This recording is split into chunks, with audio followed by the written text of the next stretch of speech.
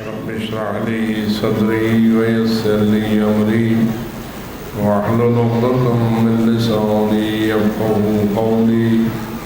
أعوذ بالله من الشيطان اللعين الرجيم. بسم الله الرحمن الرحيم. الحمد لله رب العالمين، والصلاة والسلام على أشرف الأنبياء والمرسلين سيدنا ونبينا وشفيع ذنوبنا وطبيب قلوبنا ومولانا أبي القاسم محمد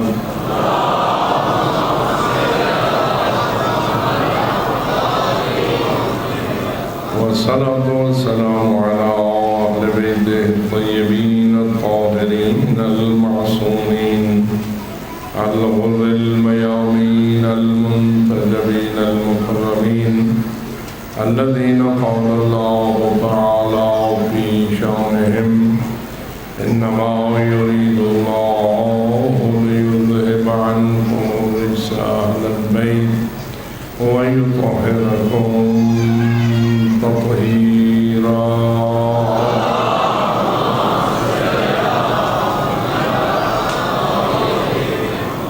ورحمة الله على أحبابهم وأصحابهم وشيعتهم ومواليهم أجمعين، ولعنة الله على أعدائهم وقاتليهم وظالميهم ملعونين من يوم ظلمهم إلى أبد الآبدين. أما بعد، فقال الله تبارك وتعالى في كتابه المبين وخطابه المتين: بسم الله الرحمن الرحيم. إنما وليكم الله ورسوله والذين آمنوا الذين يقيمون الصلاة ويؤتون الزكاة وهم راكعون. صلوات.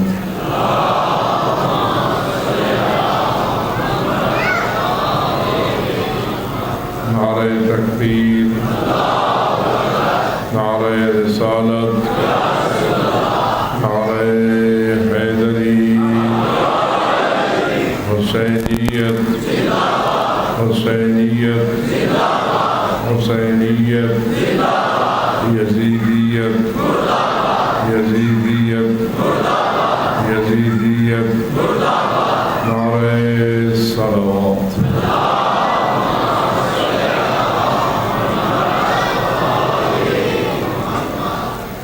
آیت ولایت آپ کی خدمت میں تلاوت ہوتی رہی اور یہ عرض کیا جاتا رہا کہ اللہ نے اپنی ذات کے لیے بھی ولایت، اپنے رسول کے لیے بھی ولایت اور ان ہستیوں کے لیے بھی ولایت جس کو اس نے الذین آمنوا الذین یقیمون الصلاۃ ویؤتون الزکاۃ وہم راکعون سے تعبیر فرمایا ہے.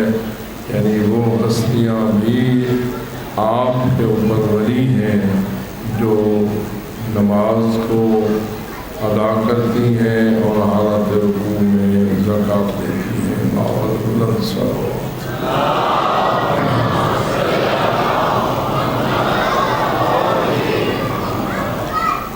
بس ہر ہستی اپنی اپنی شان اور اپنی عزت و عظمت کے مطابق ولایت کی مالک ہے. اللہ ولی ہے اللہ ہونے کی شان کی وجہ سے، رسول ولی ہے رسول ہونے کی حیثیت سے، اور ائمہ معصومین ولی ہیں ائمہ معصومین ہونے کی حیثیت سے. واضح ہے کہ ہر ایک کی اپنی شان ہے، ہر ایک کا اپنا مقام ہے، ہر ایک کا اپنا رتبہ ہے، اور ہر شان اور رتبے کے مطابق ان کی ہمارے اوپر ولایت ہے، اور وہ ولایت دائمی ہے، وہ نہ کبھی ختم ہوئی ہے نہ ختم ہونے والی ہے. بآواز بلند صلوات.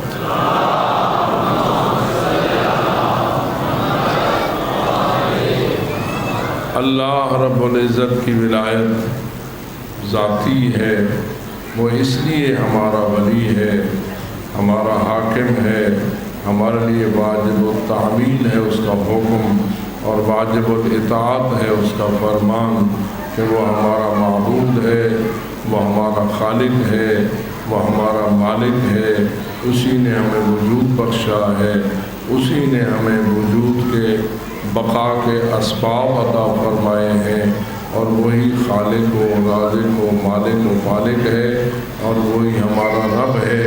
اس کے علاوہ اور کوئی رب نہ تھا، نہ ہے، نہ ہوگا، نہ ہو سکتا ہے۔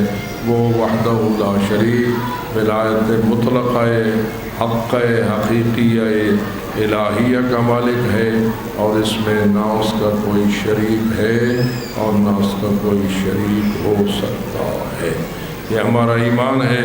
جو اس ایمان پہ جینا اور مرنا چاہتا ہے معاذ بلند سلام۔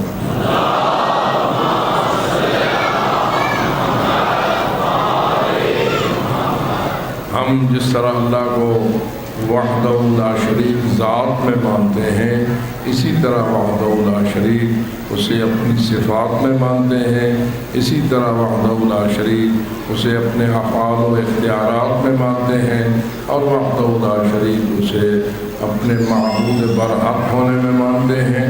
اور یہ بھی کہا جا سکتا ہے کہ وہ اپنے ولی مطلق ہونے کے حوالے سے بھی وحدہ لا شریک ہے۔ نہ کل کوئی اس کا شریک تھا، نہ آج اس کا کوئی شریک ہے، نہ ہمیشہ کوئی اس کا شریک ہو سکتا ہے۔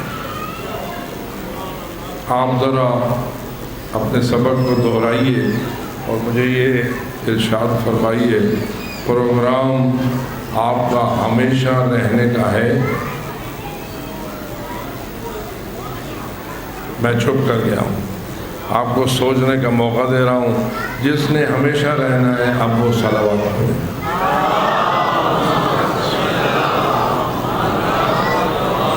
ہو سکتا ہے کہ کئی حضرات سوچ رہے ہوں نہیں ہم نے تو مر جانا ہے۔ میں یہ نہیں انکار کرتا، کل نفس ذائقۃ الموت، کون ہے جس نے نہیں مرنا ہے؟ ہر ایک نے مرنا ہے، ہر ایک کے لیے موت ہے۔ اور اگر میں کہہ دوں جس کے لیے موت یقینی ہے وہی صلوات پڑھے۔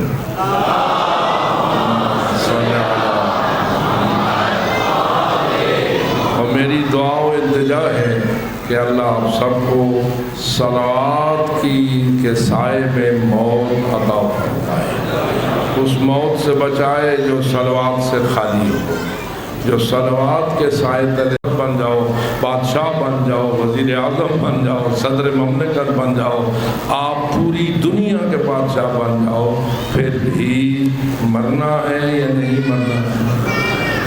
جی تو موت تو برحق ہے، لیکن جس بات کی طرف توجہ دلا رہا ہوں وہ یہ ہے، کیا موت کے بعد بھی زندگی برحق ہے یا نہیں؟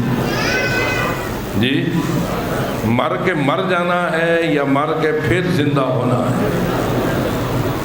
مر کے دوبارہ زندہ ہونا ہے، یہ زندہ ہونا کسی کے لیے ہے یا ہر ایک کے لیے؟ جیسے مرنا ہر ایک کے لیے ہے، ایسے ہی دوبارہ زندہ ہونا بھی ہر ایک کے لیے۔ اس میں کوئی شک کرنے کی گنجائش نہیں ہے، جو شک کرے وہ مسلمان ہی نہیں ہے۔ بآواز بلند صلوات۔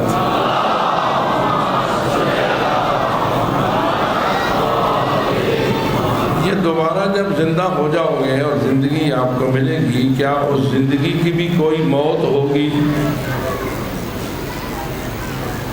جی اس زندگی کی تو موت یقینی ہے، لیکن اس زندگی کی بھی کوئی موت ہوگی نہیں۔ وہ زندگی ہمیشہ کی ہوگی، اس کے کبھی موت نہیں آئے گی۔ جب آپ نے ہمیشہ زندہ رہنا ہے تو پھر ہمیشہ کہاں رہنا چاہتے ہو؟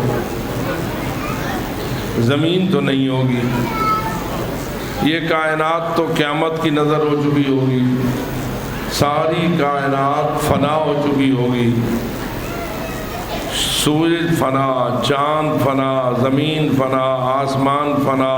اللہ فرماتا ہے کہ کل شیء فان، ہر چیز نے فنا ہو جانا ہے، وَيَبْقَى وَجْهُ رَبِّكَ ذُو الْجَلَالِ وَالْإِكْرَامِ، فقط وجہ رب ذوالجلال والاکرام نے ہی باقی رہنا ہے، باقی ہر چیز نے فنا ہو جانا ہے۔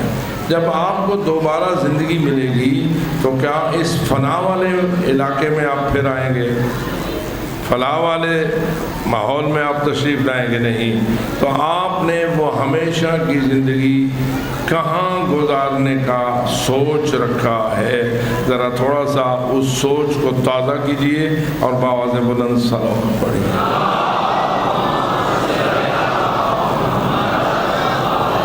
تو آپ یہ کہہ سکتے ہیں کہ ہم تو ہمیشہ کی زندگی ان کے ساتھ رہنا چاہتے ہیں جن پر ہم نے صلوات تلاوت کی ہے۔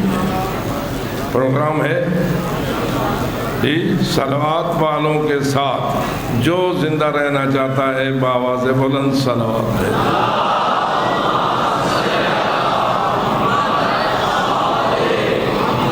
وہاں آپ کتنا عرصہ رہیں گے؟ ہمیشہ رہیں گے۔ اگر کروڑوں اربوں خربوں صدیاں بعد اگر آپ کو کوئی آواز دے کہ ایک اور رب ہو گیا ہے، تو جو ہے آپ تو جنت میں ہیں نا، اور ہمیشہ کے لیے جنت میں تشریف فرما ہے، اور ماشاءاللہ غریب نہیں ہے۔ جنت میں سارے امیر ہوں گے یا کوئی غریب بھی ہوگا؟ جی سارے امیر ہوں گے۔ ایسے امیر ہوں گے نہ کمانے کی ضرورت ہے، نہ دکان کی ضرورت ہے، نہ کوئی پلازے کی ضرورت ہے، نہ کوئی مارکیٹ کی ضرورت ہے، نہ کسی مزدوری کی ضرورت ہے۔ جو آپ کو چاہیے وہ حاضر ہے، اور اس میں کسی قسم کا کوئی شک۔ کھائیں گے لیکن کمائیں گے نہیں، کھائیں گے لیکن کمائیں گے نہیں۔ کمائی کے بغیر کیسے کھانا ہوگا بھائی؟ تو جواب یہ ہے جو چاہتے جاؤ گے وہ حاضر ہوتا جائے گا۔ جو آپ چاہتے جائیں گے، کیا آپ کا رب قدیر اس بات پر قادر ہے یا نہیں کہ آپ کی چاہت کو ایسا بنا دے کہ آپ چاہتے جائیں اور وہ دیتا جائے؟ جی ان اللہ علی کل شیء قدیر، یعنی آپ کا ارادہ کافی ہے۔ جیسے آج آپ مانتے ہیں نا کہ اذا اراد شیئا ان یقول له کن فیکون، کہ اللہ جب ارادہ کرتا ہے اس بات کا کہ کسی چیز کو کہے کہ تو ہو جا، تو وہ ہو جاتی ہے۔ ماشاءاللہ جنت میں اللہ آپ کے ارادے کو ایسا بنا دے گا کہ آپ ارادہ کرتے جائیں گے اور آپ کا ارادہ پورا ہوتا جائے گا۔ جو اس جنت میں جانا چاہتا ہے، مولا علی کو راضی کرتے ہوئے نعرہ حیدری، اس لیے کہ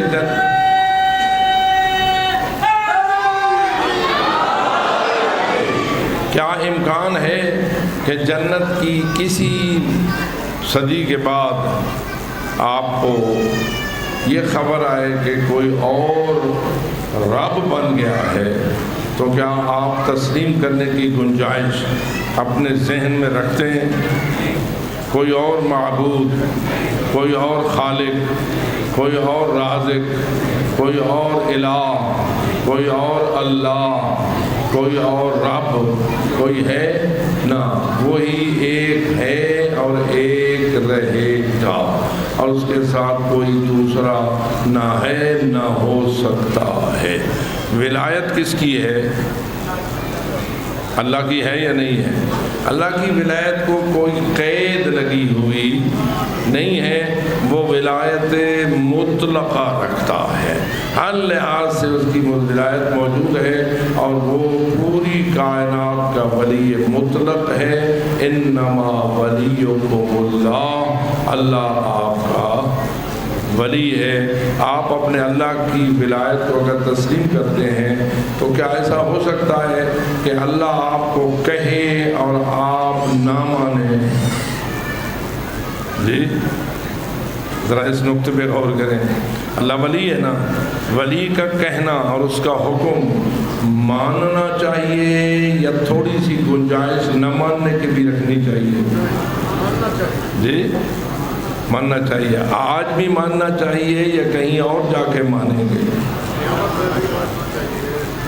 آج کی بات کر رہا ہوں. اس قیامت سے پہلے، اس موت سے پہلے، اس جہان میں بھی وہ ویسا ہی ولی ہے جیسے پہلے تھا اور جیسے ہمیشہ رہے گا، یا اس کی ولایت میں ترقی ہو جائے گی؟ اللہ ولی ہے اور ولی رہے گا. اس کا ماننا، اس کے حکم کو تسلیم کرنا ہمارا عبد ہونے کا فریضہ ہے، جو اپنی عبودیت پہ زندگی چاہتا ہے. بآواز بلند صلوات پہ.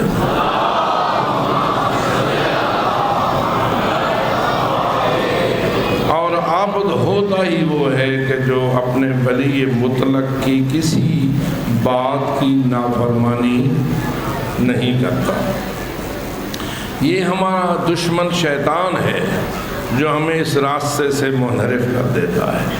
یہ ہماری خواہشات نفسیاں ہیں، نفسانیہ ہیں، جن کو ہمارا دشمن شیطان بطور اسلحہ استعمال کرتا ہے، اور وہ ان کے ذریعہ ہم پر فائرنگ کرتا رہتا ہے. اور ہم جب بھی کبھی اس کے کسی فائر کا شکار ہوتے ہیں تو ہمیں وہ اس ولی مطلق کی نافرمانی کی طرف لے جاتا ہے. لیکن کتنا عظیم ہے وہ ولی مطلق کہ جس نے کہہ رکھا ہے پہلے تو تمہیں نافرمانی کرنی نہیں چاہیے، لیکن اگر تم نافرمانی کر بھی لو اور پھر میری طرف پلٹو، پھر میری طرف آؤ اور مجھ سے اپنے کیے پہ پشیمان ہو کر معافی مانگو، تو میری رحمت اتنی وسیع ہے کہ وسعت رحمتہ غضبہ.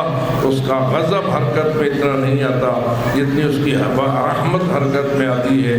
اس لیے تم جھکتے جاؤ، میں معاف کرتا جاؤں گا.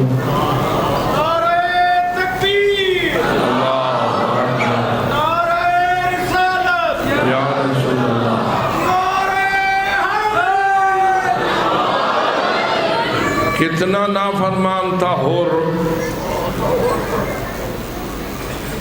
کربلا میں عاشور سے پہلے نافرمان تھا یا نہ تھا؟ کس کی نمائندگی کر رہا تھا اور کس کے گرفتار کرنے کے لیے نکلا تھا؟ نمائندگی کر رہا تھا یزید کی، ابن زیاد کی. یزید اور ابن زیاد کی طرف سے آفیسر تھا اور 1000 سپاہیوں کو ساتھ لے کر نکلا تھا اللہ کے ولی کی گرفتاری کے لیے. امام حسین علیہ السلام کی گرفتاری کے لیے. تو یہ معمولی مجرم تھا، یہ بہت بڑا مجرم تھا. جی امام علیہ السلام کی گرفتاری کر رہا ہے یزید کے کہنے پر. امام کی گرفتاری کر رہا ہے یزید کے گورنر ابن زیاد کے حکم پر. یہ بہت بڑا مجرم تھا، مجرم رہا. لیکن جب عاشور کی صبح ہوئی اور اپنے کیے پہ ہوا پشیمان اور لرزنے لگا اور ٹانگیں کانپنے لگیں، کسی نے پوچھا کہ کیوں تو لرز رہا ہے، حالانکہ تو بڑا شجاع ہے، بڑا بہادر ہے. میرا نظریہ تو تیری شجاعت اور دلیری کے بارے میں یہ ہے کہ اگر کوئی مجھ سے پوچھے کہ کوفہ شہر میں سب سے اول نمبر کا بہادر شخص کون ہے تو میں کہوں گا کہ حر ہے. میں تو تجھے اتنا بڑا بہادر سمجھتا ہوں، تو بڑی بڑی جنگوں کو لڑنے والا ہے اور ہر جنگ میں تو کامیاب رہنے والا ہے. یہ تو کوئی اتنی بڑی جنگ نہیں ہے، آپ خدا کہا کیجیے آگاہ ہے. وہ کھڑا تھا ایک ایسی فوج میں جو ہزاروں کی تعداد میں تھی. جو کتنی تعداد میں تھی؟ 30,000 کی تعداد تو عام روایات میں آئی ہوئی ہے، کچھ اور بھی اس میں بڑھایا دیا جاتا ہے. لیکن بہرحال اگر ہزاروں کی تعداد کی فوج میں کھڑا ہے اور اس کی پشت پر ہزاروں فوجی موجود ہیں، اور سامنے کتنے؟ امام حسین کے ساتھی کتنے ہیں؟ جی مشہور یہ ہے کہ 72 ہیں، تھوڑے کم و بیش بھی کر لو تو بہرحال معمولی سی تعداد ہے امام حسین کے ساتھیوں کی، اور یزیدیوں کی تعداد ہزاروں تک پہنچی ہوئی ہے، اور کھڑا ہے یزیدیوں کے لشکر میں اور وہ سارے اس کی پشت پر ہیں۔ لیکن پوچھنے والا پوچھ رہا ہے یہ کوئی اتنی بڑی جنگ تو نظر نہیں آتی ہے، تیری ٹانگیں کیوں کانپنے لگی ہیں؟ تو کیوں لرزنے لگ گیا ہے؟ تجھ پہ کیوں خوف ساری ہو گیا ہے؟ تجھے کیا ہو گیا ہے؟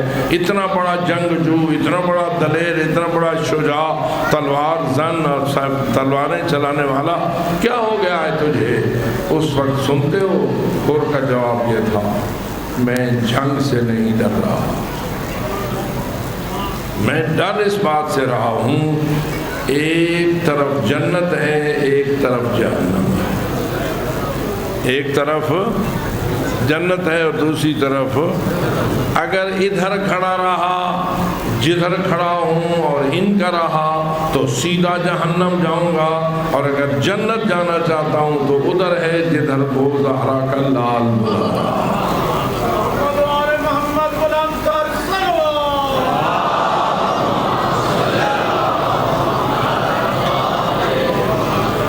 اس بہت بڑے مجرم نے جب پشیمانی کی اور اس بات کی طرف آیا کہ میں جہنم کے راستے پہ جانا گوارا نہیں کرتا، میں جنت جانا چاہتا ہوں، اب جنت جانے کے لیے اگر سر بھی کٹوانا پڑے گا تو پیچھے نہیں ہٹوں گا۔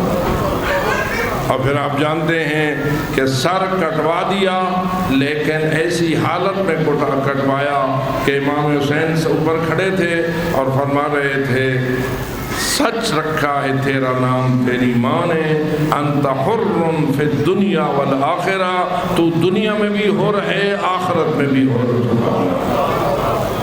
تو اندازہ کیجئے وہ کون ہستی ہے، وہی ہے نا جس کو رسول اکرم نے فرمایا ہے الحسن والحسین سیدہ شباب اہل الجنہ، جو جنت کا ٹکٹ دینے والا ہے، جو جنت کا سردار ہے، وہ خود کہہ رہا ہے تو سیدھا جنت چلا گیا ہے۔ تو معلوم ہوا کہ توبہ کی گنجائش ہر مجرم کے لیے موجود ہے۔ خداوند تعالی شب عاشور ہمیں توبہ کی توفیق عطا فرمائے، ہمارے سابقہ گناہوں کو معاف فرمائے اور ہمیں اپنے گناہوں پر پشیمان ہونے کی توفیق بخشے، اور آئندہ کے لیے ان اولیاء اللہ کی مخالفت سے محفوظ رہنے میں کامیاب فرمائے۔ جو اس دعا کو اپنے لیے مخلصانہ طور پر پیش کرنا چاہتے ہیں بآواز بلند صلوات اللہ۔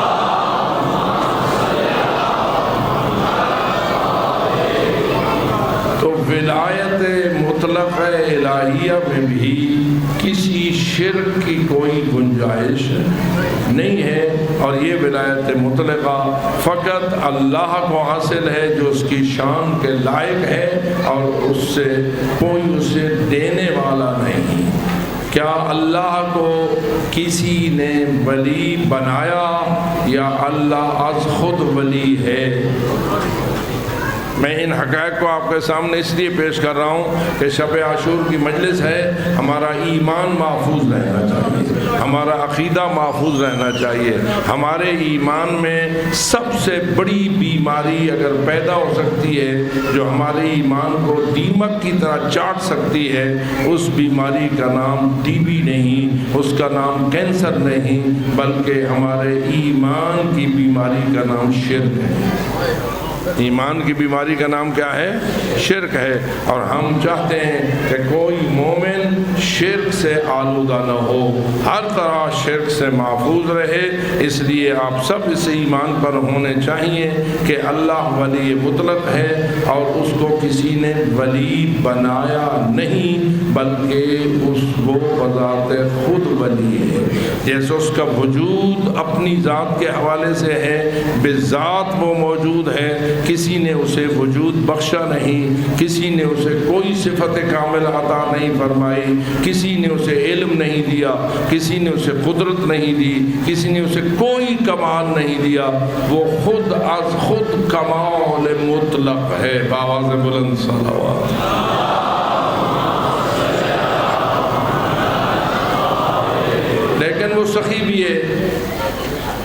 نے ولایت بھی دینے کا پروگرام بنایا. کیا بنایا؟ ولایت دینے کا پروگرام بنایا اور کہا وَرَسُولُهُ، میں ولی مطلق تمہیں بتا رہا ہوں کہ جسے میں نے رسالت دی ہے اسے میں نے تمہارا ولی بنایا، اسے میں نے تمہارا ولی بنایا ہے. اب بتائیے جو ہمارا اللہ کی طرف سے نبی اور رسول ہے کیا وہ بھی ہمارا حاکم ہے یا نہیں؟ جی ہے یا ہوگا؟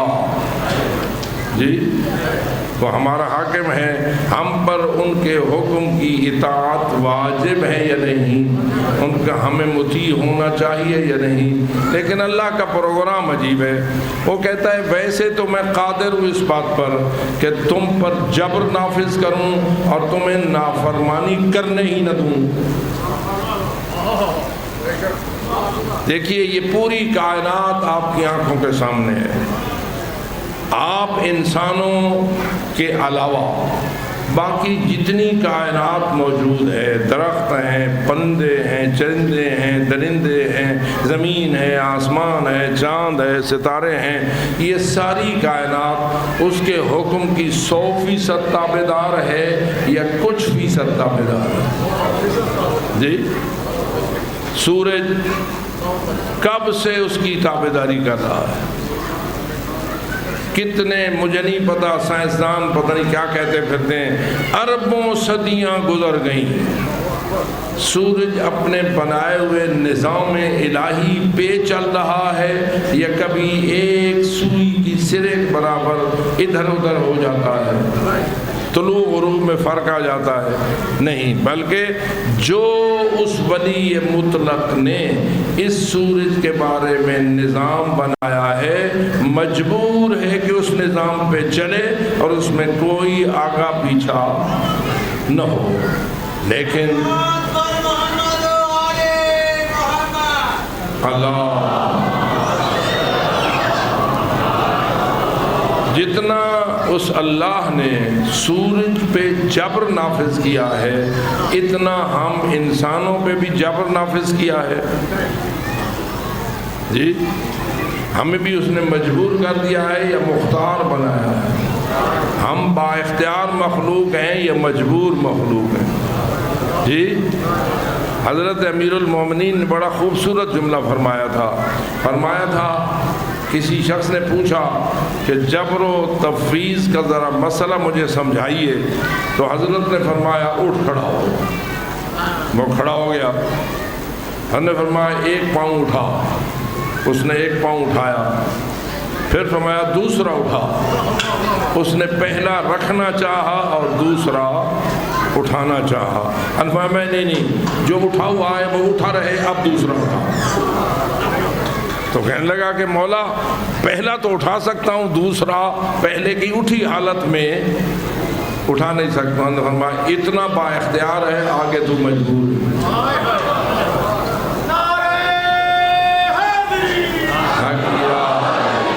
بات سمجھ آئی آپ کو؟ انسان اپنے آپ کو با اختیار سمجھتا ہے با اختیار، لیکن 100% کہے کہ میں با اختیار ہوں، لیکن اختیار کے ہوتے ہوئے بھی مجبور ہے. مثلا حاجی کرم حسین صاحب کی داڑھی سفید ہو گئی ہے، یہ مجبوری ہے ان کی یا اپنے اختیار سے سفید کی ہے؟ جی آپ جتنے بھی سیاہ بالوں والے بیٹھے ہیں ہو سکتا ہے کہ ہو تو سفید گئے ہوں، لیکن آپ نے رنگ لگا کے اپنے بالوں کو سیاہ کیا ہوا ہو. رنگ لگا کے سیاہ کرنا کچھ اور ہے، حقیقتاً سیاہی کچھ اور ہے. تو یہ ہماری مجبوری ہوتی ہے. اس ناظم مطلق نے، اس ناظم کائنات نے ایک سسٹم بنایا ہے، اتنی مدت تک سیاہ رہیں گے، پھر اس طرح سفید ہوتے چلے جائیں گے، پھر ایک ایسا وقت آئے گا کہ بالکل چٹے ہو جائیں گے اور کوئی ایک بھی سفید سیاہ نہ رہے گا. اس میں انسان با اختیار ہے یا مجبور ہے؟ جی اسی طرح آپ کے قد کا مسئلہ، کسی کا قد 6 فٹ ہے، کسی کا 5 فٹ ہے، کسی کا 5.5 فٹ ہے، کسی کا کم ہے، کسی کا بیش ہے۔ کوئی چاہتا ہے کہ میں ہوں تو 5 فٹ کا، میرا قد 6 فٹ ہونا چاہیے تھا تو کہتا ہے، لیکن اپنے قد کو 6 فٹ بنا نہیں سکتا، اس لیے کہ جو بنانے والا ہے اس نے جبر نافذ کر دیا ہے کہ اتنے تک تو میں تجھے اختیار دیتا ہوں، اس سے زیادہ تیرا اختیار نہیں ہے۔ پس معلوم ہوا انسان با اختیار بھی ہے اور انسان مجبور بھی ہے۔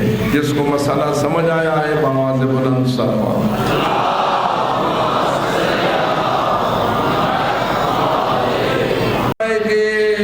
جس حد تک میں نے تجھے اختیار دیا ہے تو اس میں بھی ایسا تابعدار بن جا جیسے ساری کائنات میری تابعدار ہے۔ پتہ نہیں بات سمجھ آ رہی ہے نہیں؟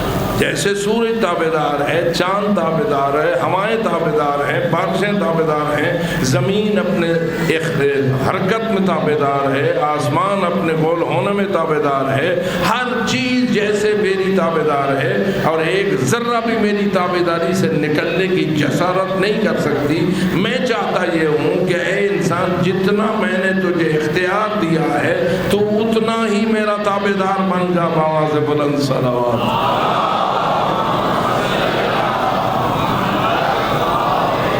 لیکن ایک طاقت ہے، خواہشات نفسانیہ بھی ہیں اور ابلیس خبیث بھی ہے، اس کے لشکر بھی ہیں، من الجنت والناس، وہ یوسوس فی صدور الناس یجری کجری الدم۔ روایت کہتی ہے کہ ابلیس یا شیطان تمہاری رگوں میں ایسے داخل ہو جاتا ہے جیسے خون، جیسے خون رگوں میں دوڑتا ہے ایسے ہی شیطان بھی تمہاری رگوں میں داخل ہو جاتا ہے۔ وَيُوَسْوِسُ فِي صُدُورِ النَّاسِ، وہ کوئی بم نہیں لیتا، وہ کوئی ایٹم بم نہیں چلاتا، وہ کراشن کوف نہیں چلاتا، کوئی پسٹل نہیں چلاتا، کوئی بارود نہیں چلاتا۔ اس کے وار کرنے کا طریقہ یہ ہے کہ وہ تمہارے سینوں کے اندر کیا ڈالتا ہے؟ وسوسہ ڈالتا ہے۔ جب وسوسہ ڈالتا ہے تم اس وسوسے کو تھوڑا سا قبول کرنے لگتے ہو، وہ اور پختہ ہوتا جاتا ہے، تم اور قبول کرتے ہو، پھر اور پختہ ہوتا جاتا ہے، حتیٰ کہ تمہیں تمہارے ولی مطلق اللہ کا نافرمان بنا دیتا ہے۔ اور یہ نافرمانی تمہارے لیے مضر ہے، تمہیں جہنم کے ایندھن ہونے کا باعث ہے۔ لیکن اللہ فرماتا ہے چلو اگر کسی شیطان نے تمہیں برغلا بھی لیا ہے، تمہیں گمراہ بھی کر لیا ہے، وسوسہ تمہارے اوپر غالب آ گیا ہے اور تم نے میری نافرمانی کر دی ہے، تو توبوا الی اللہ توبۃ نصوحا، میں نے تمہارے لیے توبہ کا دروازہ کھول رکھا ہے۔ اگر تم موت سے ایک لمحہ پہلے بھی توبہ کرو اور مجھ سے معافی مانگو تو میں معافی دینے کے لیے تیار ہوں۔ بلکہ میں نے معافی اتنی وسیع کر رکھی ہے کہ بسا اوقات تمہاری کسی نیکی کے صدقے تمہاری برائیاں معاف کر دیتا ہوں۔ یہ کوئی معمولی بات نہیں ہے کہ اگر تم جاؤ گے بیت اللہ کا حج کرو گے اور میں تمہارا حج قبول کروں گا تو تمہیں اس طرح بنا دوں گا جیسے آج اپنی ماں کے پیٹ سے پیدا ہوئے ہو، اور کوئی گناہ تمہارے اوپر باقی نہ رہے گا۔ تو اس لیے اللہ معافی دینے والا ہے یا نہیں؟ وسیع معافی ہے اس کی، یہ چھوٹی سی معافی ہے اس کی؟ اتنی وسیع رحمت والا اللہ فرماتا ہے کہ تم اگر میری طرف جھکو تو میں تمہیں معافی دینے کے لیے تیار ہوں۔ اللہ ہم سب کو آج شب عاشور معافی عطا فرمائے، خلوص دل سے معافی مانگنے کے لیے بآواز بلند صلوات۔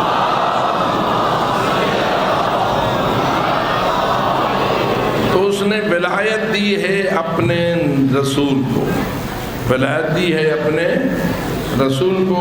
اللہ ولی بذات ہے، اللہ کو کسی نے ولایت دی نہیں، وہ از خود ولی ہے، لیکن اس نے اپنے رسول کو ولایت دی ہے اور ہمارا ولی بنایا ہے۔ اب بنایا ہے تو ماننا پڑے گا یا نہیں؟ جی ماننا پڑے گا، لیکن کیا سب نے مانا یا بہت سو نے نہ مانا؟ جی وہ تو الٹا پتھر مارتے رہے، کوڑا کرکٹ پھینکتے رہے، کیا کیا جادوگر کہتے رہے، مجنون کہتے رہے، ہزاروں بکواسات کرتے رہے، لیکن خدا جانے جو اللہ کے ولی بنائے ہوئے ہوتے ہیں ان کو جتنی بھی گالیاں دی جائیں وہ اتنی دعائیں دیتے ہیں، اور نتیجہ یہ نکلتا ہے کہ انہیں امید ہوتی ہے کہ کل تو شاید توبہ کر دے گا، پرسوں تو شاید توبہ کر دے گا، اور بالآخر ہزارہا گالیاں نکالنے والے اور گناہ کبیرہ اور عصیان الہی کے عادی عاشور کا دن آیا تو ہور کی ٹانگیں کانپنے لگیں، اور اس نے توبہ کی، اور اس ذات نے توبہ ایسی قبول کی کہ حضرت امام حسین نے کہا تیری ماں نے تیرا نام صحیح رکھا تھا، تو آج بھی آزاد ہے، کل بھی آزاد ہے۔ بابا سے بلند صلوات۔ لیکن جو سوال آج کی شب عاشور آپ سے میں پوچھنا چاہوں گا وہ یہ ہے، رسول اکرم کو اللہ نے ولی بنایا، لیکن کیا ہو سکتا ہے کہ ترقی کرتے کرتے کبھی رسول بھی اللہ بن جائے؟ سوچو،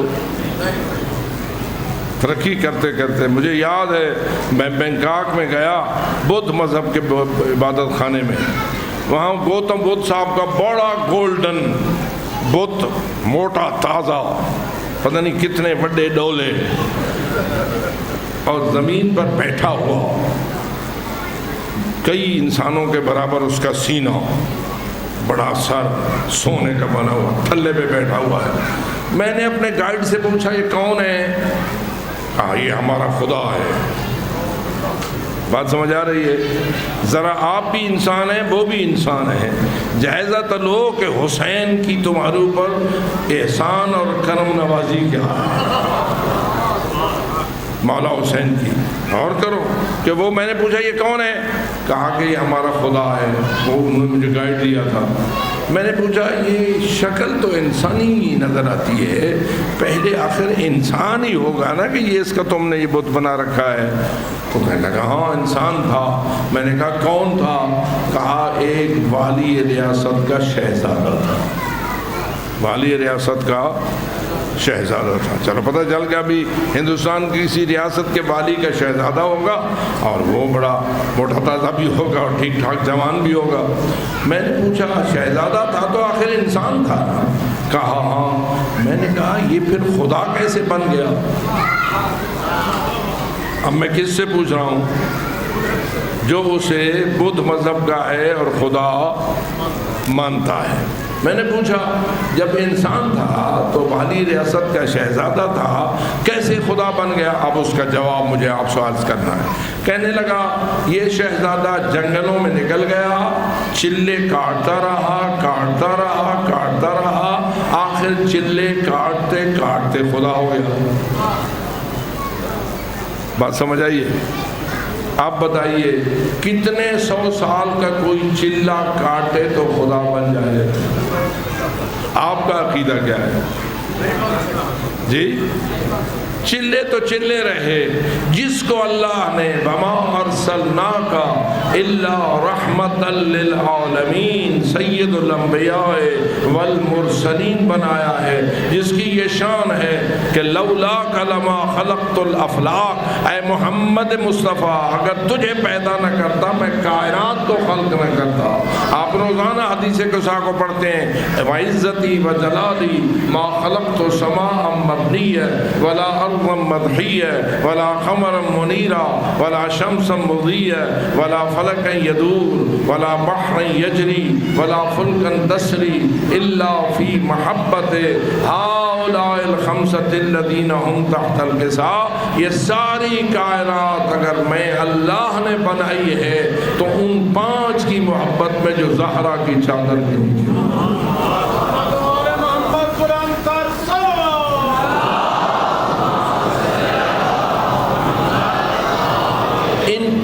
ہستیوں کا سردار کون ہے؟ یہ 5 تو ہو گئی نا پوری کائنات کی سردار، آدم سے لے کے عیسیٰ تک تمام انبیاء کی سردار، تمام رسولوں کی سردار، تمام نبیوں کی سردار، تمام ولیوں کی سردار۔ ان 5 میں سے سردار کون ہے؟ افضل کون ہے؟ ان کے نام پہ ایک صلوات۔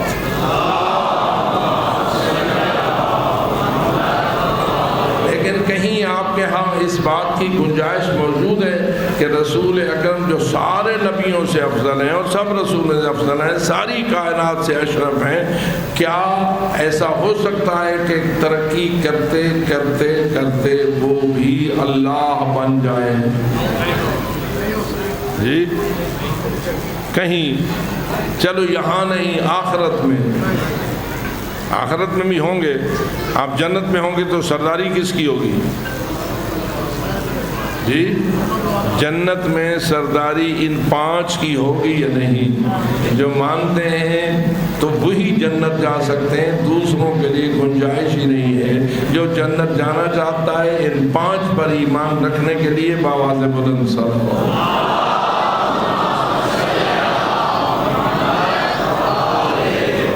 لیکن ان 5 کا سردار کون ہے؟ رسول اکرم۔ علی افضل ہیں یا مصطفیٰ؟ ذرا کھل کے اپنی بات کیجیے، اس لیے کہ ہماری ان تقریروں سے لوگوں کے ابہامات کو ہم دور کرنا چاہتے ہیں، لوگوں کے الزامات کو ہم ختم کرنا چاہتے ہیں، لوگوں کے جھوٹ کا پردہ چاک کرنا چاہتے ہیں، اپنے من گھڑت خیالات کو ہماری طرف جو منسوب کر کے اپنے فتوے لگاتے ہیں، پہلے اپنی اصلاح کریں۔ گھر بیٹھے ہوئے بعض الزامات لگا کے یہ مانتے ہیں، وہ مانتے ہیں، وہ مانتے ہیں، وہ مانتے ہیں۔ اس لیے میں کھل کر بتانا چاہتا ہوں ہم کیا مانتے ہیں، جو مانتے ہیں اس کی ہمارے پاس دلیل موجود ہے۔ تو اس لیے میرے عزیز دوستو، رسول اکرم افضل ہے یا مولا علی؟ جی پھر سارے بولیے کون افضل ہے؟ رسول اکرم۔ اتنے افضل ہیں، اتنے افضل ہیں کہ علی فرماتے ہیں انا عبد من عبید محمد، میں تو محمد کا ایک ادنا سا غلام ہوں۔ اور یہ فقط امیر المومنین کا زبانی جملہ نہیں، بلکہ امیر المومنین کی زندگی پوری کی پوری، اس کا ہر لمحہ اس کی دلیل ہے کہ علی نے ہمیشہ محمد مصطفیٰ پر اپنے آپ کو قربان کیا۔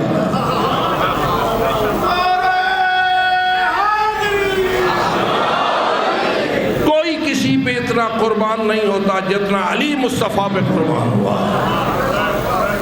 ہو سکتے ہیں کوئی کسی کے وفادار، کسی کے تابع دار، آج کل کی فوج ہے، آج کل کی پولیس ہے، آرڈر پہ چلتے ہیں، اپنے چیف کا حکم مانتے ہیں، قربانیاں دیتے ہیں، لیکن میں کہتا ہوں جتنے بھی کوئی قربان ہو، ایسا کوئی تابع دار نہیں ہے جتنا علی محمد مصطفیٰ کا تھا۔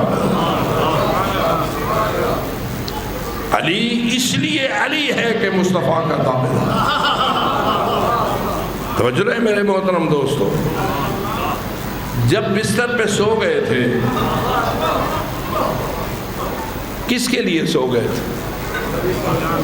کس کو بچانا چاہتے تھے؟ یہی کہا تھا کہ یا مولا اگر میں آپ کے بستر پر سو جاؤں آپ کی جان بچ جائے گی؟ اور جب رسول اکرم نے فرمایا ہاں میری جان بچ جائے گی، خر ساجدا للشکر، سرزمین مکہ پر جس نے پیشانی ٹیک کر اپنے رسول کی قربانی ہونے کا شکریہ ادا کیا ہے، اسے علی کہتے ہیں۔ توجہ رہے، بلکہ میں یہ وضاحت بھی کر دوں، ہم نماز کے بعد جو سجدہ شکر دیتے ہیں اس کا کوئی طریقہ آپ کو یاد ہے؟ نماز جب پڑھ لیتے ہو تو ایک سجدہ شکر ہے نا، اور ہے ہمارے فقہ جعفریہ میں ہے نا ہمارے ہاں۔ وہ سجدہ شکر کیا ہوتا ہے؟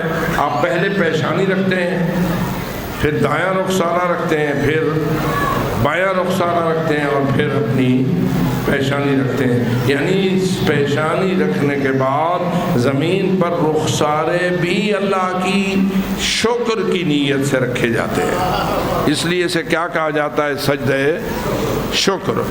میں پوچھتا ہوں یہ طریقہ سجدہ آپ نے کس سے لیا؟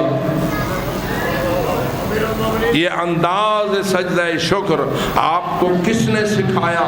تو تاریخ بلا رہی ہے اور روایات کہہ رہی ہیں سب سے پہلا وہ رخسارہ جو بنیت شکر زمین پر رکھا گیا یہ شب ہجرت علی ابن ابی طالب کا رخسارہ،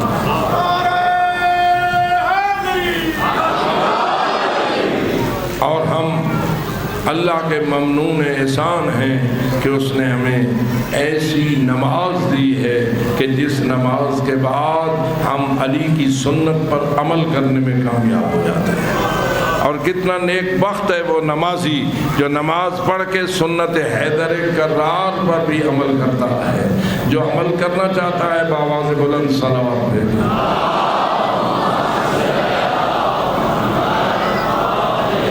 نماز پڑھ کے عمل کرے گا یا بغیر نماز کے عمل کرے گا؟ کئی لوگ پھر اپنی مرضی چلاتے ہیں، نماز کہنا پڑھ سوں سجدے کرے سوں۔ ایسا نہ بن، سیکھنا ہے تو علی سے سیکھ، سمجھنا ہے تو مولا علی سے اور آل محمد سے سیکھ، جو طریقہ وہ تجھے بتائیں اس پہ عمل کر تاکہ پتہ چلے کہ تو نے اللہ کا ولی مانتا ہے۔ علی ولی اللہ وصی رسول اللہ و خلیفتہ بلا فاصل۔ اپنے اس عقیدے کی حفاظت کے لیے بآواز بلند صلوات۔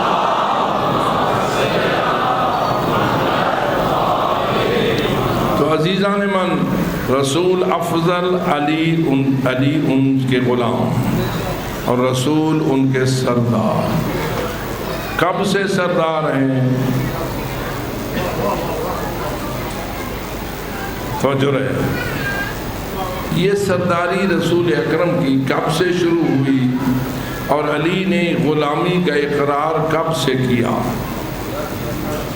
توجہ رہے، اگر غور کرو، تھوڑی سی توجہ کرو تو کیا یہ بات سمجھ آتی ہے کہ جب رسول اکرم نے کہا انا اول ما خلق اللہ نوری، اللہ نے سب سے پہلے مجھ مصطفیٰ کے نور کو خلق کیا، تو وہاں فرمایا انا وعلی من نور واحد، میں اور علی دونوں ایک نور سے ہیں۔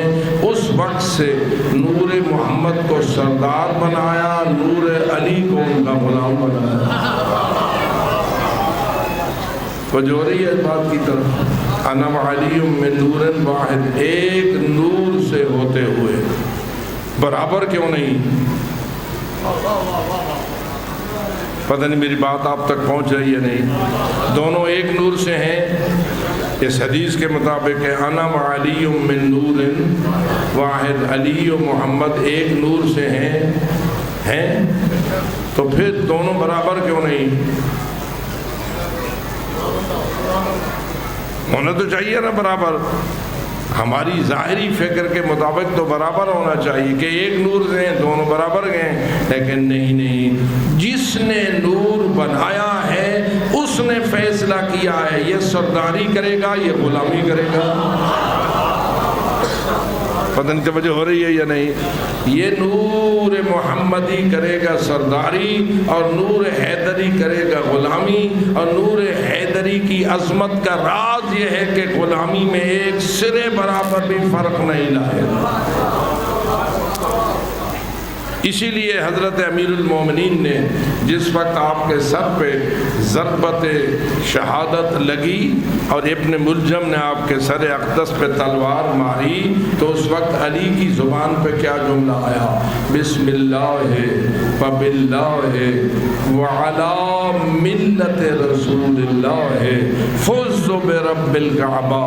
میں یہ بار برداشت کرتا ہوں اللہ کے نام پر، اور میں یہ بار قبول کرتا ہوں اللہ کی مدد سے، اور یہ بار میں قبول کرتا ہوں اس حالت میں کہ میں اللہ کے رسول کے دین پر ہوں، میں ان کا غلام ہوں، وہ میرے سردار ہیں، میں اس غلامی میں اس بار کو قبول کرتا ہوں۔ یاد آتی ہے مجھے یہ روایت کہ جنگ احد میں ایک مرتبہ حضرت امیر المومنین نے رسول اکرم سے یہ پوچھا، یا رسول اللہ جنگوں میں جاتا ہوں، میرا بھی دل چاہتا ہے کہ میں شہید ہو جاؤں، آپ بھی یہ نعرہ لگاتے ہیں نا، شہادت شہادت شہادت شہادت، یہ ویسے نعرہ ہے یا دل کی آواز ہے؟ جی بولو، میرے خیال ڈھیلے تھی گئے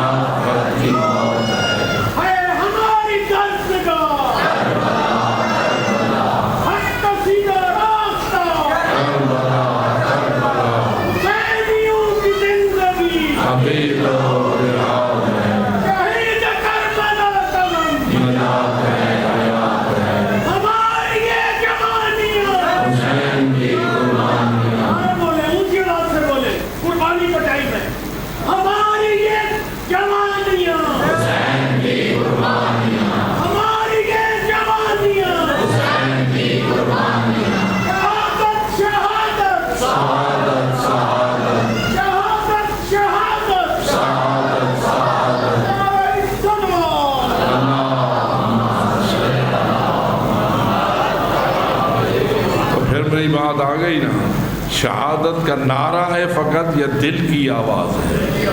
جس کی دل کی آواز ہے بآواز بلند صلوات۔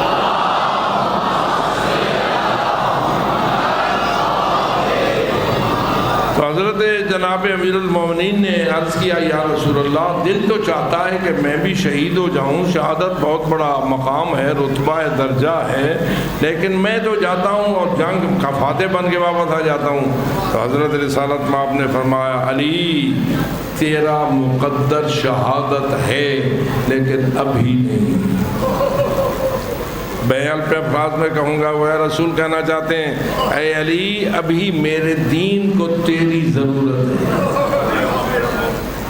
ابھی میرے دین کو تیری ضرورت ہے۔ بے شک تو نے بھی شہید ہونا ہے، لیکن ان تمام ضروریات دین کو پورا کرنے کے بعد کتنی جنگیں لڑے گا، کتنے خبیثوں کو فنار کرے گا، کتنے علم سر بلند کرے گا، کس کس سے تو جنگ لڑے گا۔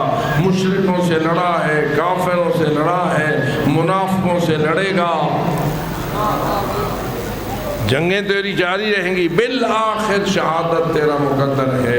حضرت امیر المومنین نے پوچھا یا رسول اللہ اگر شہادت میرا مقدر ہے تو علی سلامت من دینی، جب میں شہید ہوں گا تو اپنے دین پر میں بالکل صحیح سالم ہوں گا، اور یعنی آپ کے دین کا سچا خادم اور قائل ہوں گا۔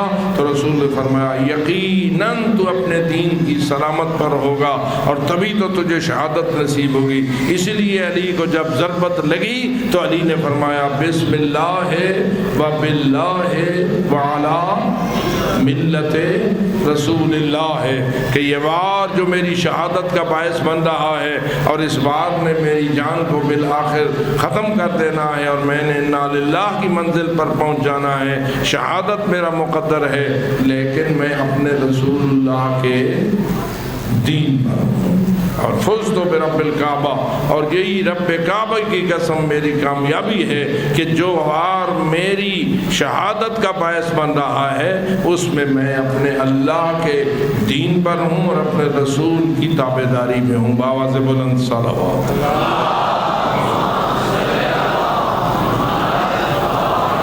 تو اس لیے ان 5 تن پاک کا سردار کون ہے؟ ان کے نام پہ پھر صلوات بھیج دیجیے۔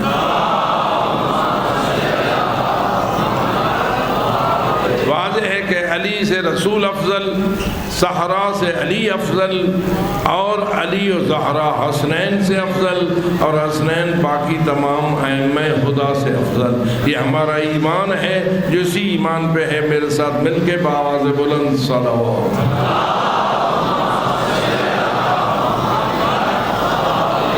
لیکن کیا پھر میں دہراتا ہوں اس سوال کو، گنجائش ہے کہ نبی تو رسول بن سکتا ہے، لیکن رسول اللہ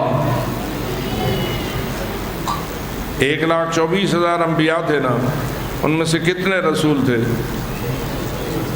313۔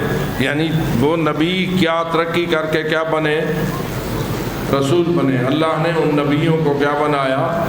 رسول بنایا۔ نبوت پہنچی رسالت تک۔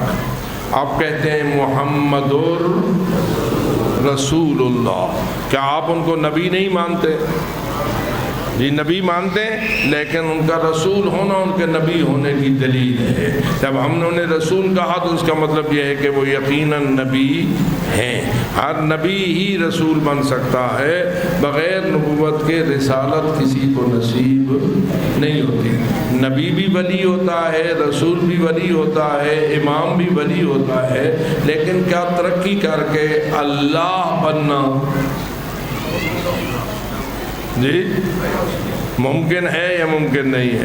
وہ وحدہ لا شریک ہے، اس کا کوئی شریک نہیں ہے، نہ محمد اس کا شریک ہے، نہ علی اس کا شریک ہے۔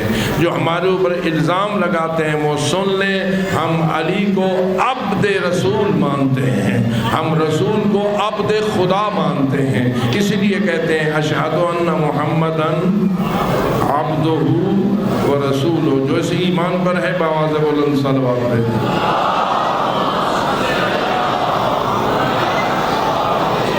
بس مختصر کروں، ولی ہونا، وسیع ہونا، مولا ہونا، خلیفہ ہونا، نتیجہ ایک ہے۔ تو جو رہی ہے رسول کا خلیفہ ہونا، رسول کا وسیع ہونا اور ہمارا مولا ہونا، یہ بھی ولایت ہی کا نتیجہ ہے۔ یہ بھی کس کا نتیجہ ہے؟ ولایت کا نتیجہ ہے۔ فرمائیے رسول اکرم ہم میں سے کس کس کے مولا ہیں؟ میں رسول اکرم کی بات کر رہا ہوں۔ رسول اکرم ہم میں سے سب کے مولا ہیں یا کسی کسی کے مولا ہیں؟ جو مانتا ہے رسول اکرم کو اپنا مولا بآواز بلند صلوات۔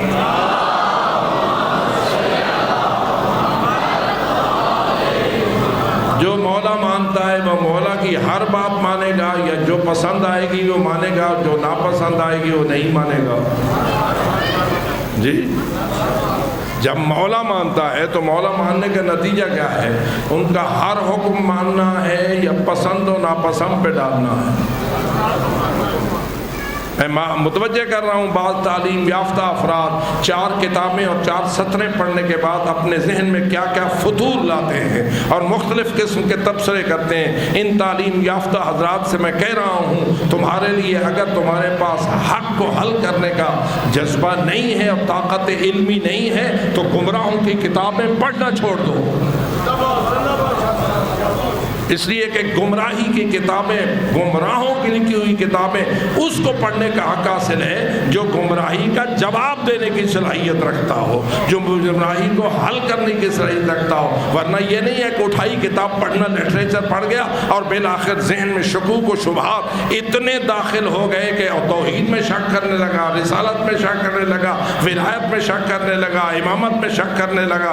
اب بتائیے اسی شک پہ اگر کوئی مر گیا، موت کا تو کوئی پتہ نہیں نا، کبھی آ سکتی ہے۔ شک اگر دل میں دور نہ ہوا تو مومن مرا یا بے ایمان مرا؟ تو کیا خیال ہے، بے ایمانی برداشت ہے؟ نجات کی بنیاد ایمان پر ہے، آخرت کی نجات کی بنیاد، جو ایمان پہ مرا وہ نجات پائے گا، جو ایمان سے فارغ ہو کے مرا وہ کبھی نجات۔ اب یہ بتائیے ایمان یقین کا نام ہے یا شک کو بھی ایمان کہتے ہیں؟ جی یقین ایمان ہوتا ہے یا شک وقت بھی ہو تو ایمان ہوتا ہے؟ لوگ تجھے مومن سمجھے وہ اور ہے، تیرے دل کا جو آگاہ اللہ ہے وہ تجھے مومن سمجھے تو یہ تیری نجات کا باعث ہے۔ یعلم ما فی الصدور، اللہ جانتا ہے کہ تیرے ذہن کے خیالات کیا ہیں، تیرے قلب کے ارادے کیا ہیں، تیرا یقین ہے یا شک میں تو بدلا ہوا ہے۔ فقط اس لیے نہ مر کہ میرا بابا مومن تھا، اس لیے نہ مر کہ میری امی مومن تھی۔ میں ماں باپ کے لیے دعائیں مانگتا ہوں، یقیناً مانگ، لیکن ماں باپ بھی تیری نجات کا باعث نہیں بن سکتے۔ علی کی ولایت پہ یقین تیری نجات کا باعث بن سکتا ہے۔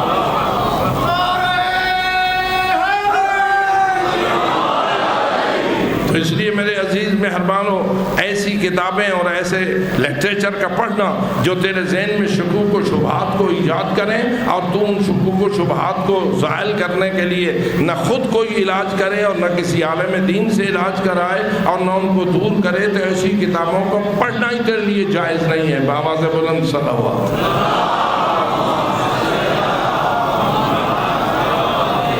تو میرے عزیز مہربانوں، اللہ نے ولایت دی رسول کو، اور کس کو دی؟ جی الذین آمنوا الذین یقیمون الصلاۃ ویؤتون الزکاۃ وہم راکعون، ان ہستیوں کو ولایت دی جو اتنے پکے نمازی اور زکوٰۃ دینے والے ہیں حالت رکوع میں۔ قولی وَاجْعَلْ لِي وَزِيرًا مِّنْ أَهْلِي عَلِيًّا أَخِي اشْدُدْ بِهِ أَزْرِي، اے اللہ میری اہل بیت میں سے میرے بھائی علی کو میرا وزیر بنا۔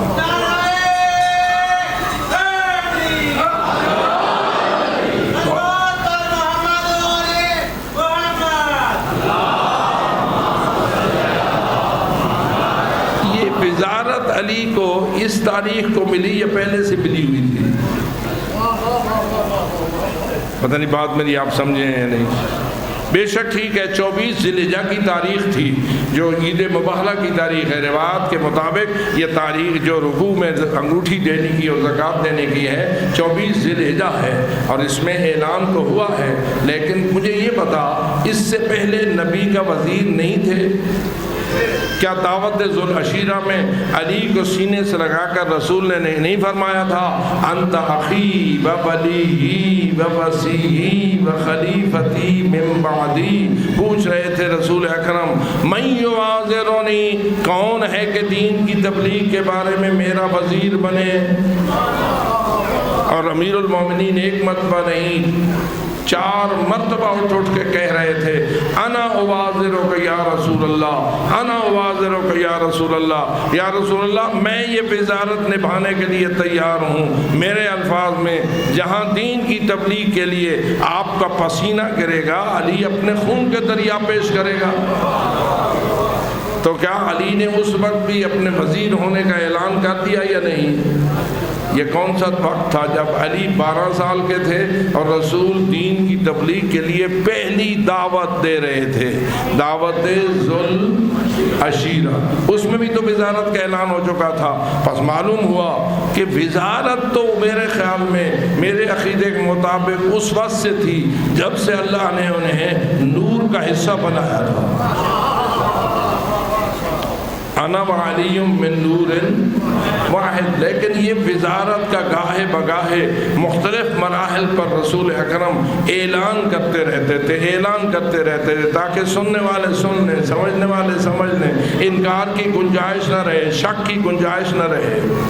آخر وہ وقت آیا کہ جب حضرت نے حجت الوداع فرمایا اور اللہ نے فرمایا اب ذرا کھول کر اعلان کر دیں، بلغ ما انزل الیک من ربک وان لم تفعل فما بلغت رسالتہ واللہ یعصمک من الناس۔ تیرے دل میں کچھ خیالات آتے ہیں میرے رسول کہ علی بہت ساروں کا قاتل ہے۔ میں ذرا اپنے الفاظ میں تعبیر کر رہا ہوں، علی نے کتنے قتل کیے؟ جی جنگ بدر میں قتل کیے، جنگ احد میں قتل کیے، جنگ خیبر میں قتل کیے، جنگ اس میں خندق میں قتل کیے، جنگ حنین میں قتل کیے۔ قاتل مشرکین والکافرین والمنافقین، بڑے شوق سے ہمارے لوگ آذان دیتے ہیں اور کہتے ہیں اشہد ان امیر المومنین و امام المتقین، آگو بڑھو، وقاتل المشرکین، علی کے قاتل ہونے کا خوشی کے ساتھ اعلان کرتے ہو۔ توجہ رہے میرے دوستو، تو علی نے قتل کیے، تو قتل تو کیے علی نے، لیکن میں آپ سے پوچھتا ہوں یہ کیوں قتل کیے، کس کے حکم سے قتل کیے؟ جی اللہ کے حکم سے قتل کیے۔ تو معلوم رہے میرے دوستو، اللہ نے یہ سسٹم ازل سے اپنی تقدیر کے مطابق ایسا بنایا تھا کہ محمد سردار ہو کے چلے گا، علی غلام ہو کے چلے گا، رسول کا دین ہوگا، علی اس کا محافظ ہوگا۔ اس سلسلے میں ہر قسم کی قربانی دے گا اور نتیجہ یہ نکلے گا کہ دین کی جڑیں مضبوط کرنے والے کا نام علی ہو۔ تو اس لیے میرے عزیز دوستو، کیا ہو سکتا ہے کہ علی حیدر کرار بھی ترقی کر کے رسول بن جائے؟ جی ذرا سوچو یار، کوئی تھوڑی مہربانی کرو، ایویں نہیں کیوں کریں دے ہو؟ علی دے نام تے نہیں، علی کے نام پر شیعہ تو نہیں کہتا۔ یہی تو وجہ ہے کہ کئی بدبخت بیوقوف علی کو اللہ منوا لیتے ہیں، علی کو خدا منوا لیتے ہیں، علی کو خالق منوا لیتے ہیں، علی کو رازق منوا لیتے ہیں، علی کو رب منوا لیتے ہیں۔ آپ تو نہیں مانتے نا، یہ نہیں آپ کے لیے صحیح ہے یا نہیں کی گنجائش نہیں ہے۔ توجہ رہے میرے محترم دوستو، عقائد میں کوئی کمپرومائز نہیں ہوتا، ایمان میں کوئی چال ہم قبول نہیں کر سکتے، اور یہ بات حق ہے کہ علی حیدر کرار ہمارے لیے امام وقت ہیں، ولی رسول ہیں، ولی خدا ہیں، اور نے ہمارے لیے دین کی مکمل حفاظت فرمائی ہے۔ لیکن یہ ممکن نہیں ہے کہ مصطفیٰ ترقی کرے اور اللہ بن جائے، یا مرتضیٰ ترقی کرے اور اللہ بن جائے۔ اللہ اللہ ہے اور اللہ اللہ رہے گا، وہ وحدہ لا شریک ہے، اس کا نہ کوئی شریک ہے، نہ تھا، نہ ہوگا، نہ ہو سکتا ہے۔ جو سکیدے پر ہے بآواز بلند صلوات پہ۔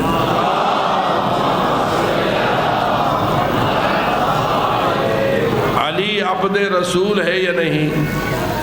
رسول عبد خدا ہے یا نہیں؟ علی بھی عبد خدا ہے یا نہیں؟ یہ عبودیت کو اتنا بڑا مقام ہے کہ آپ جب انگشت سے شہادت اٹھاتے ہیں اور زیارت پڑھتے ہیں تو کہتے ہیں اشہد انک عبد الصالح المطیع للہ اشہد۔ حضرت عباس کو خطاب کر کے آپ کہہ رہے ہوتے ہیں میں گواہی دیتا ہوں کہ آپ اللہ کے عبد صالح ہیں۔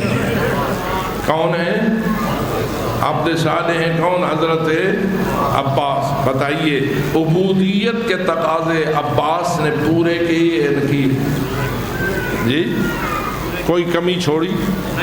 رسول اکرم کی 100% تابعداری نبھائی یا نہیں نبھائی؟ اور عجیب یہ ہے، تھے تو امام حسین کے بھائی، رشتے کے اعتبار سے کیا تھے؟ امام حسین کے بھائی تھے، لیکن ثابت کیا ہے اپنے آپ کو امام حسین کا غلام۔ ثابت کیا ہے؟ امام حسین کا غلام۔ کسی نے کوئی اگر مشورہ دیا ہے تو دیتا رہا ہے، لیکن حضرت عباس نے کبھی کوئی اپنا سا مشورہ امام حسین کو نہیں دیا۔ جو کچھ کہتے گئے وہی کچھ کرتے گئے، حتیٰ کہ اپنے بازو قربان کر دیے، حتیٰ کہ اپنا سر قربان کر دیا، حتیٰ کہ اپنا سب کچھ راہ حسین اور راہ خدا میں قربان کر دیا، لیکن سر منہ بھی لچک نہیں دکھائی۔ اس کو عبودیت کہتے ہیں۔ اطاعت ہو تو کامل اطاعت ہو۔ آواز بلند صلوات۔ حفظ مراتب کے قائل ہیں، جس کا جو مرتبہ ہے اس کو ماننا چاہیے، نہ اس مرتبے میں کمی کرنی چاہیے، نہ اس مرتبے میں اضافہ کرنا چاہیے، تاکہ نہ شرک بنے، نہ بے ایمانی بنے، نہ عقیدے میں کوئی تزلزل آئے، اور انسان ایمان پر جیے اور ایمان پر مرے۔ تو میرے عزیز دوستو آئیے، آج وقت کافی ہو گیا، میں فقط تھوڑی سی وضاحتیں کرنا چاہتا تھا، وہ آپ کی خدمت میں عرض کر دیں۔ آپ کے گوش گزار تو میں نے کی، لیکن در حقیقت میں نے ان کو سنایا ہے جو تشیع پہ الزام کرتے ہیں، جو تشیع کے خلاف اس کی شکل کو مروڑ تروڑ کے اپنی مرضی کا تشیع پیش کرنا چاہتے ہیں۔ ہم ان کی مرضی کے تشیع کے قائل نہیں ہیں، ہم اس تشیع کے قائل ہیں کہ جس کو رسول اکرم نے فرمایا تھا کہ یا علی انت بشیعتک هم الفائزون، اے علی تو بھی ہمیشہ کامیاب ہے اور تیرے شیعہ بھی ہمیشہ کامیاب ہے۔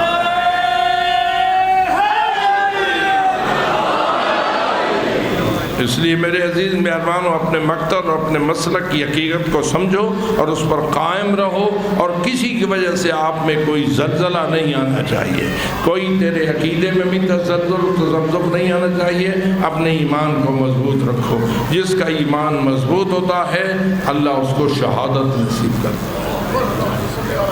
کیا آپ نے یہ حدیث سنی ہے؟ نہیں، الا ومن مات علی حب آل محمد مات شہیدا، جو آل محمد کی محبت پہ فوت ہو جائے وہ کیسے فوت ہوگا؟ شہید فوت ہوگا۔ قتل نہ بھی ہوگا تو شہید ہوگا۔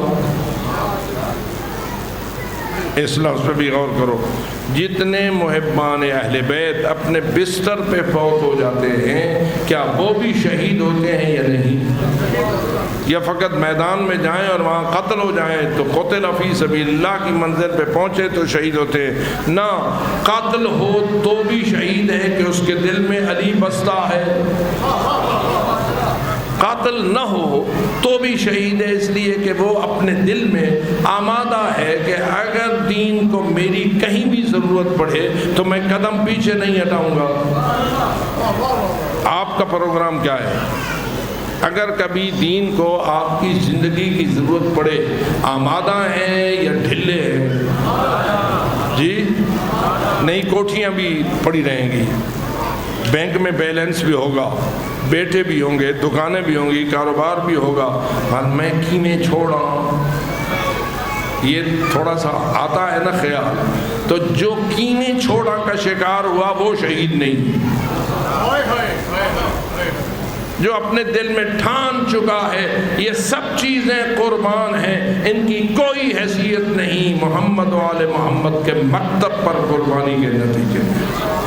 اس لیے میں ہر حال میں اپنی جان دینے کے لیے آمادہ ہوں اور جان دینے کے لیے قربان ہوں۔ میں کون ہوں؟ میری کیا شان ہے؟ میرا کیا مقام ہے؟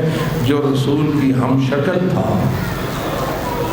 جس کو اللہ نے رسول کی صورت بھی دی تھی، رسول کی سیرت بھی دی تھی، رسول کا اخلاق بھی دیا تھا، انہوں نے بھی اپنا سب کچھ قربان کر دیا یا نہیں کر دیا؟ ذرا آئیے دو چار جملے اپنے ذہن میں لے آئیے۔ وہ وقت کتنا سخت تھا کہ جب سارے اصحاب میدان کربلا میں شہید ہو گئے، اس لیے کہ صاحب نے یہ فیصلہ کیا تھا جب تک اصحاب میں سے کوئی ہے بنی ہاشم کے کسی فرد کو مقتل میں جانے کی ہم اجازت نہیں دیں گے۔ ہمارا آداب کا تقاضا یہی ہے، پہلے ہم راہ خدا میں جائیں، پھر اس کے بعد آل محمد جائیں اور خاندان بنی ہاشم کے جوان جائیں۔ بالآخر میرے دوستو وہ وقت آیا کہ جو نماز کا وقت تھا، ابو ثمامہ سیداوی اور چند شہداء بھی زندہ تھے، انہوں نے مولا امام حسین کی خدمت میں عرض کیا کہ مولا جی چاہتا ہے اپنی زندگی کی آخری نماز آپ کے پیچھے کرنے۔ امام نے وقت کو دیکھا، فرماتے ہیں حشرک اللہ من المصلین جعلک اللہ من الذاکرین ذکرتنی الصلاۃ، تو نے صحیح وقت پر نماز کا ذکر کیا ہے، اللہ تجھے نمازیوں میں معشور فرمائے، اللہ تجھے ذکر خدا کرنے والوں میں سے قرار دے۔ حضرت نے چاہا کہ جنگ کو بند کر دیا جائے اور ہمیں نماز پڑھنے کی عبادت اجازت دی جائے، لیکن ظالموں نے بند نہ کیا تو امام حسین نے نماز چھوڑی نہیں ہے۔ امام حسین نے نہ جماعت چھوڑی ہے نہ فرادہ پڑھنے کو چھوڑا ہے، بلکہ مقتل میں میدان کے درمیان اپنی عبادت کے لیے کھڑے ہو گئے۔ فقط اتنا انتظام ضرور کیا کہ 2 محافظ معین کر دیے، تم میرے سامنے کھڑے ہو جاؤ، یہ مجھے تیر ماریں گے، تم میری نماز کی حفاظت کرنا۔ سعید ابن عبداللہ حنفی اور حضرت زہیر ابن قین یہ دونوں مجاہد سامنے کھڑے ہیں اور وہ ظالم امام پہ تیر برسانا شروع کر چکے ہیں، امام کی نماز شروع ہو چکی ہے۔ اللہ جانے یہ مجاہد کیسے دل کے مجاہد ہیں، تیر آتا حسین کی طرف ہے اور یہ بڑھ کے اپنے بدن میں لے لیتے ہیں، کوئی سینے میں لگا، کوئی بازو میں لگا، کوئی پیٹ میں لگا، جب تک نماز ہوتی رہی تیر بھی برستے رہے اور یہ جوان تیر کو کھاتے رہے۔ لیکن روایت کے مطابق 13واں تیر آیا، اتنا سخت تیر تھا، ادھر نماز امام بھی ختم ہونے کو پہنچ چکی تھی، ادھر 13واں تیر سعید کو لگا، اتنا سخت تیر تھا کہ جس سے سعید زمین پہ گرے۔ جب زمین پہ گرے تو امام حسین نے اپنی نماز کا اختتام کیا، آگے بڑھے، سعید کو اپنے سر کو گود میں دیا۔ سعید کی زندگی کی آخری رمق تھی، آنکھ کھولی تو چہرہ حسینی کی زیادت نصیب ہوئی۔ ایک جملہ بولا اور وہ یہ تھا، حل وفیت ابن رسول اللہ، اے فرزند رسول، کیا میں وفا کر سکا؟ میرے دوستو، کیا میں وفا کر سکا؟ کتنا عظیم ہے وہ کہ جو دنیا سے جاتے ہوئے بھی سرٹیفکیٹ لینا چاہتا ہے، کیا میں وفا کر سکا؟ امام حسین نے جواب میں فرمایا، انت امامی الی الجنہ، تیری وفا کا یہ حال ہے، جب جنت جانا چاہوں گا تو تو میرے آگے آگے چل رہا ہوگا، تو میرے آگے آگے چل رہا ہوگا۔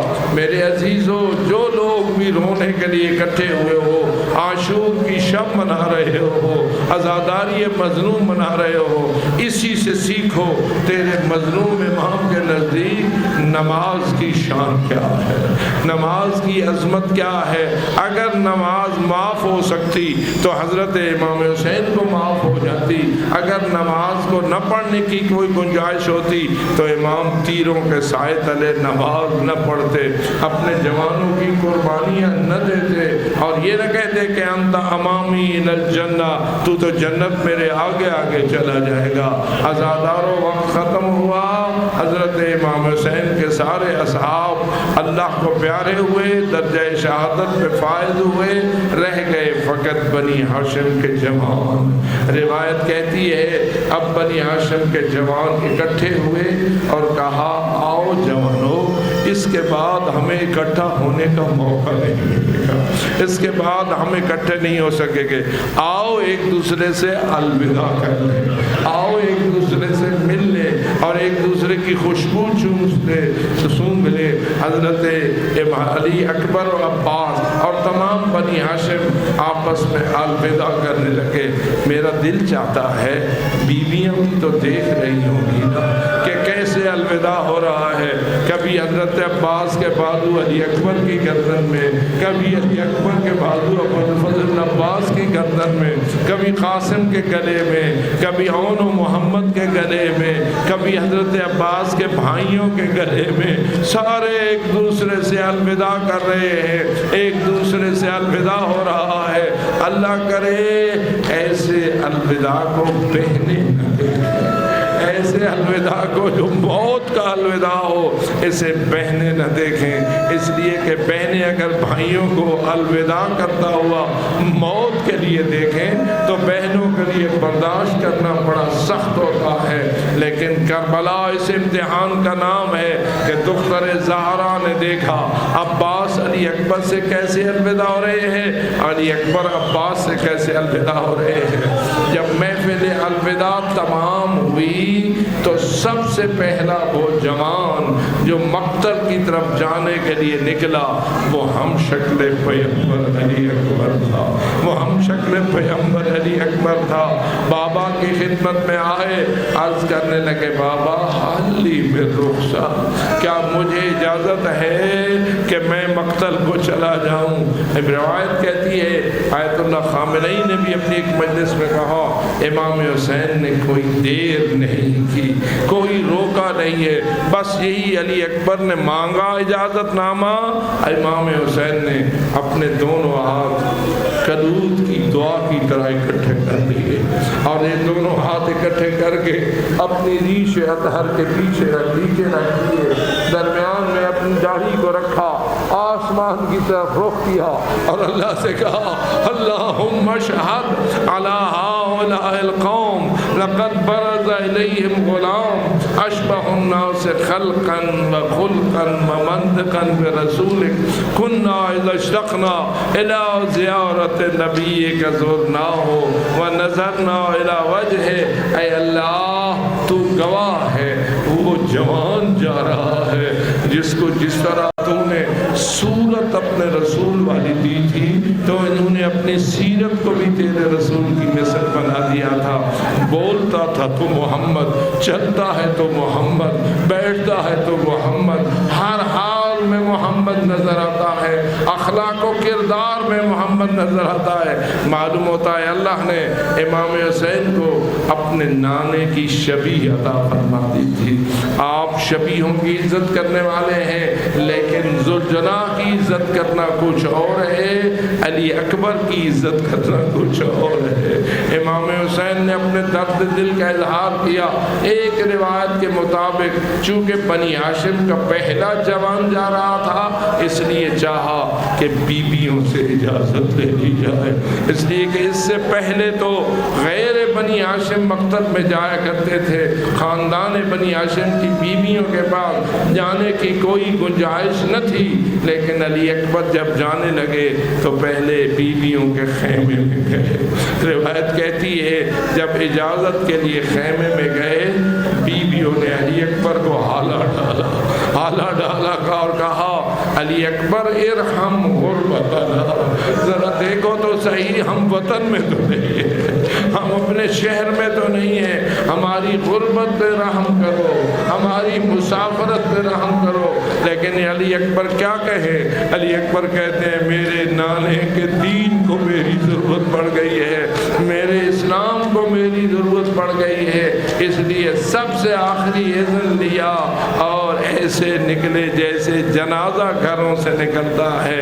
اندر بیویاں رو رہی تھیں، باہر امام حسین نظر الی علی اکبر نظرت آئس، نگاہ حضرت امام حسین نے علی اکبر پہ ڈالی، مایوس نگاہ ڈالی، بالکل مایوس نگاہ ڈالی۔ علی اکبر چلے گئے، امام حسین پیچھے سے نظر کرتے رہے۔ مختصر کروں، بڑی فاخرانہ جنگ لڑی، بہت سارے ظالمیں کو فنار و سقر کیا، لیکن زخموں سے خون میں ڈوبے ہوئے ایک مرتبہ پھر امام حسین کی خدمت میں واپس آئے اور کھڑے ہوئے بابا کی خدمت میں۔ اب خود اپنے ذہن میں منظر بنائیے، گئے تھے تو بدن صحیح سالم تھا، آئے ہیں تو خون میں ڈوبا ہوا ہے، اور امام حسین کی بارگاہ میں عرض کرتے ہیں یا ابتا العطش قد قتلنی وثقل الحدید قد اجہدنی، پیاس نے مجھے مار ڈالا ہے، لوہے کے بوجھ نے مجھے تھکا دیا ہے، حالنا شربت من الماء سبیل، ایک گھونٹ پانی کا نصیب ہو سکتا ہے، ایک گھونٹ پانی کا مجھے مل سکتا ہے۔ میں کہتا ہوں آئیے مولا حسین کے دل سے پوچھئے، اگر کوئی جوان بیٹا موت سے پہلے ایک گھونٹ پانی کا مانگے، میں کبھی دیکھتا ہوں بچے نوجوان ہسپتال میں پڑے ہوتے ہیں اور وہ جوان بچہ اپنی ماں سے کہتا ہے اماں پانی تو پلا دو، ماں دوڑ ہوتی ہے پورے اسپتال میں، کوئی ہے میرے بیٹے کے لیے ایک گھونٹ پانی کا دے دے، لیکن میں پوچھتا ہوں ذرا پوچھئے امام حسین کے قلب نازنین سے، جب علی اکبر جیسے ہم شکل پیغمبر نے ایک گھونٹ پانی کا مانگا تو امام حسین کے قلب نازنین پہ کیا گزرا؟ فقط اتنا فرماتے ہیں، اے بیٹا ہاتھ لسان کفیفیہ، آئیے ذرا میرے منہ میں اپنی زبان داخل کیجیے، میری زبان کو دیکھیے۔ علی اکبر نے حکم کی تابعداری کی، علی اکبر نے امام حسین کے دہن اقدس میں اپنی زبان کو ڈالا، لیکن فوراً باہر نکالا اور کہا بابا آپ کی زبان تو مجھ سے بھی زیادہ خوش ہے، آپ کی زبان تو مجھ سے بھی زیادہ بس ہے۔ گویا امام حسین نے بتایا جوان ہو کے مقتل میں جانا کچھ اور ہے، ضعیف ہو کے جوان کو مقتل میں بھیجنا کچھ اور ہے۔ لیکن بہرحال حضرت علی اکبر دوبارہ گئے، اب واپس نہیں آنا ہے۔ روایت کہتی ہے کہ ایک ظالم مرہ ابن منقذ ملعون رہا تھا، یہ بڑی فخر سے لڑ رہا ہے جوان، میرے قریب سے گزرے گا تو میں اس کی ماں کو اس کے ماتم میں بٹھاؤں گا، اگر اس کو ماتم میں نہ بٹھاؤں تو مجھ پہ عرب کے گناہ سارے پڑ جائیں۔ اس ملعون نے چھپ کے پیچھے سے علی اکبر جو گزرے، امام حضرت مولانا علی نقی نقل لکھتے ہیں کہ جب گزرے اس ظالم نے تول کر نیزہ علی اکبر کی پشت میں مارا، نیزے کا لگنا تھا، لگا تو پشت سے تھا لیکن علی سینے سے باہر آ گئی، علی اکبر کے لیے سنبھلنا مشکل ہو گیا۔ لیکن دوسرا ظلم یہ تھا، جو نیزہ مارتا تھا اس کا دستور تو یہ تھا کہ نیزہ واپس نکال لیتا تھا، لیکن اس خبیث ازلی نے مارا تو ہے نکالا نہیں، مارا تو ہے لیکن نکالا نہیں، سینے میں نیزہ اٹکا ہوا، اس ظالم نے تلوار کا وار کیا، امام حضرت علی اکبر کے سر اقدس میں لگا، سر شگافتہ ہوا، سینے میں نیزہ، سر پہ تلوار، رسول کی تصویر کے لیے گھوڑے پہ سنبھلنا مشکل ہو گیا، ذوالجلال امام حسین کے لیے بیٹھنا مشکل ہو گیا۔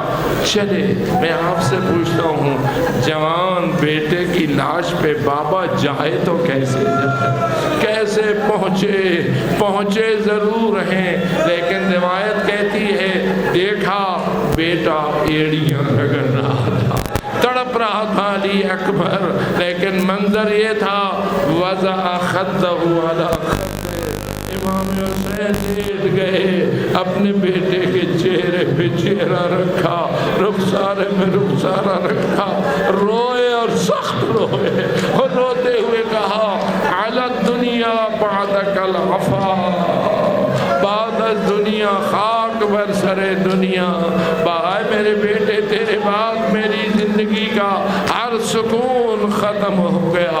علی اکبر کی آواز آئی ھذا جدی رسول اللہ قد جاء، میں دیکھ رہا ہوں نانا رسول آ گئے ہیں، ان کے ہاتھ میں کوثر کا پیالہ ہے اور مجھے کہہ رہے ہیں آؤ میرے پیاسے بیٹے، آ میرے پیاسے لال، میں تیرے لیے کوثر کا پیالہ لایا ہوں۔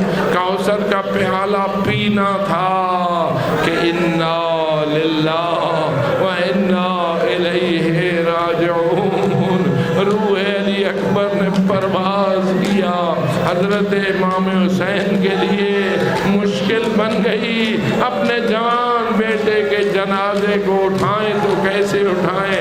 روایت کہتی ہے امام حسین نے جوانوں کو بلایا، فرمایا آؤ علی اکبر کو اٹھا کے لے جاؤ، علی اکبر کو اٹھایا، خیمہ شہداء میں لائے، عزاداروں میں پوچھتا ہوں بیویوں نے کیسے دیکھا ہوگا، ماؤں نے کیسے سنبھالا ہوگا، پھوپھیوں نے کیسے سنبھالا ہوگا۔ الا لعنت اللہ علی القوم الظالمین، الا لعنت اللہ علی القوم الظالمین، ماتم حسین۔